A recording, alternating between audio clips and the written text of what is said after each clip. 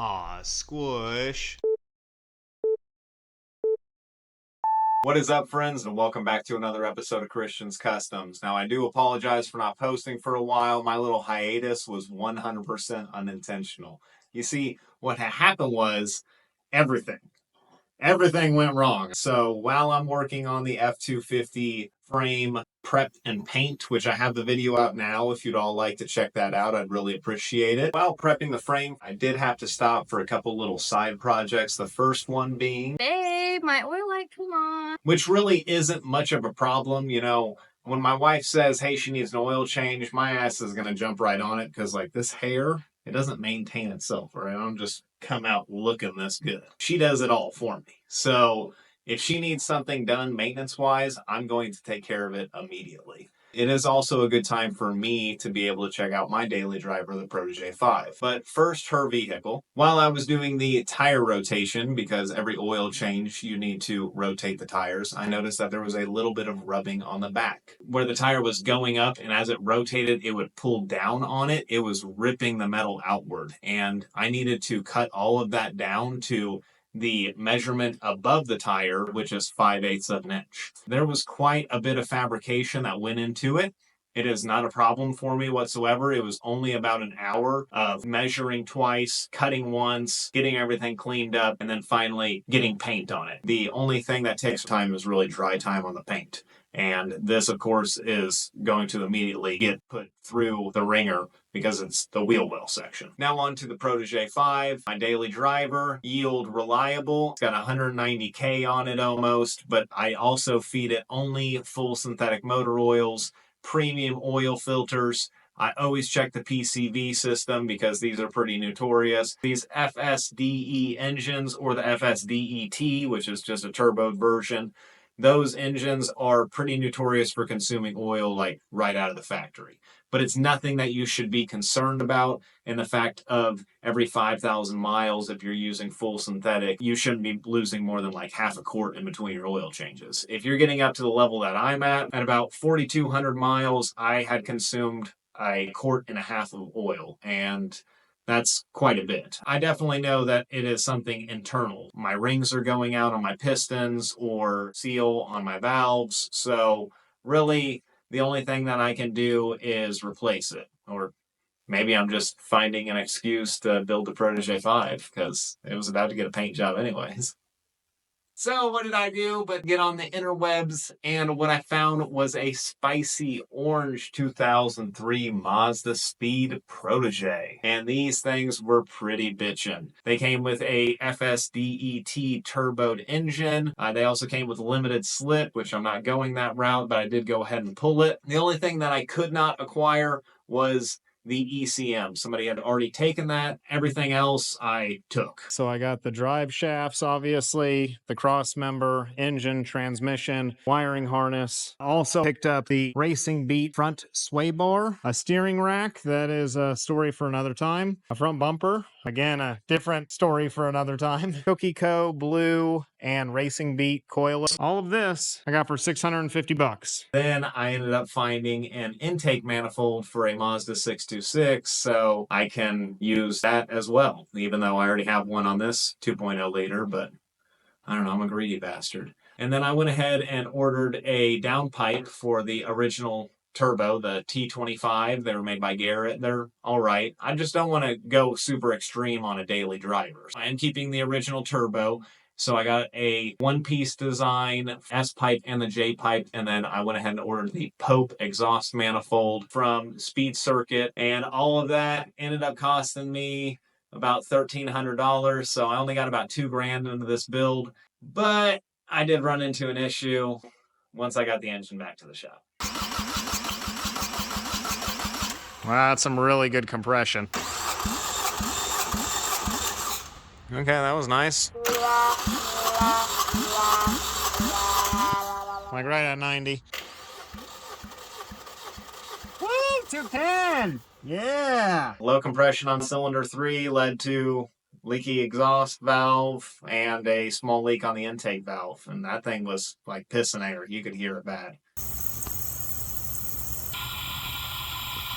Ended up pulling the cylinder head and I'm going to send it off to the machine shop, first off to get cleaned. Also, because I got enough projects going on and they can do that. I've already inspected the block thoroughly and made sure that I had no sort of issues like it needing to be rebored. I also did order some rods for this. Those only cost me like $320. I got a pretty good deal on them, and that is shipping and handling and everything. So I guess add that to the pile. Whoops, forgot about that one. The Protege is at least sorted out, so now I can move back to the Ford F-250, right? Hell yes. Got that done. At least to the point of it having a chassis saver all over it. Of course, I got all that video and I'm going back to the house to get it all edited for y'all so I can share my experiences with you. And all right, cool. Time to edit some film. What the hell's going on here?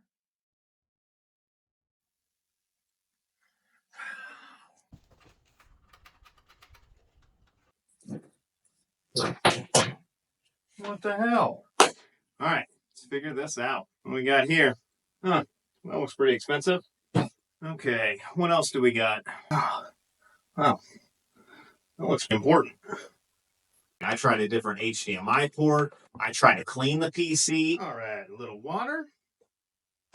Dish soap platinum. Nice and scrubbing. Get over there. Move it over here. Nice. It's looking good. And rinse it off. Okay, that's how you do that. I had a spare graphics card, so I changed that out. And I'm to replace my graphics card. I went ahead and did thermal paste all around. There we go. Yeah, pretty sure that'll be enough. And that's how you do that. And finally, after that, I just don't understand. Why do you not want to work? Well, did you try a new HDMI port? Yeah, I tried a new HDMI port. Oh, you said cord. Yeah, that's what I said. Come on, girls. Little bastard just didn't want to work anymore. And I tried absolutely everything. And if it weren't for Jenny, I mean, I'm pretty sure she's the one who went to school and got all that certification to work on computers and had a career doing it. Now that was me. Shit. You know, whatever. I give up. All right. That's got to be it, right? Like, there can't be anything else going on in your life. Yeah, I got thrown another curveball. So the Mazda, of course, is consuming a little oil. So I'm trying to lay off driving it until I can get this engine rebuilt. Well, I was driving my motorcycle, pulled into a parking lot, and I'm hanging out, talking, and letting it idle, and it starts to become a little bit low-B, and then it just died.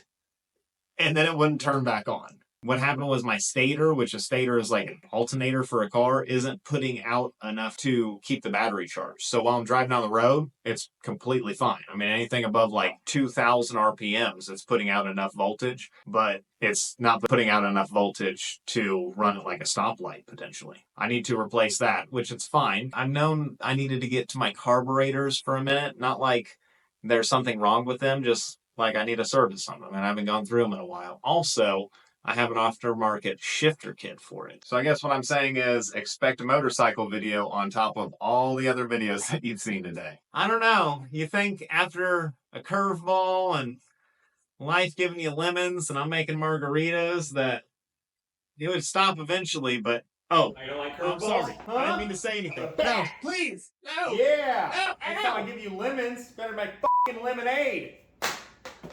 Life got me again. I ended up putting out that video, and then that next weekend, my friend Jonathan Jones, he passed away. We lost another car guy again this year, and this guy was pretty awesome. I mean, oddly enough, the picture for this channel is me standing on top of 43-inch grippies on the front of Jonathan's rock crawler. It's a 6.7 liter bored and stroked twin turbocharged monster.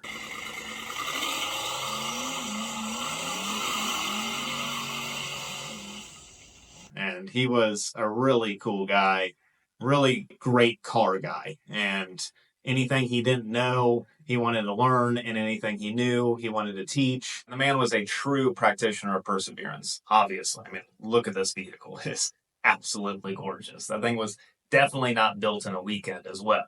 So the one thing I want you all to take from this video is not the fact that all my vehicles broke down, or all the certification that I have still didn't help me fix my computer. but to keep on getting up, even when life knocks you down and potentially hits you with a bat. Yeah! Next time I give you lemons, better make fucking lemonade.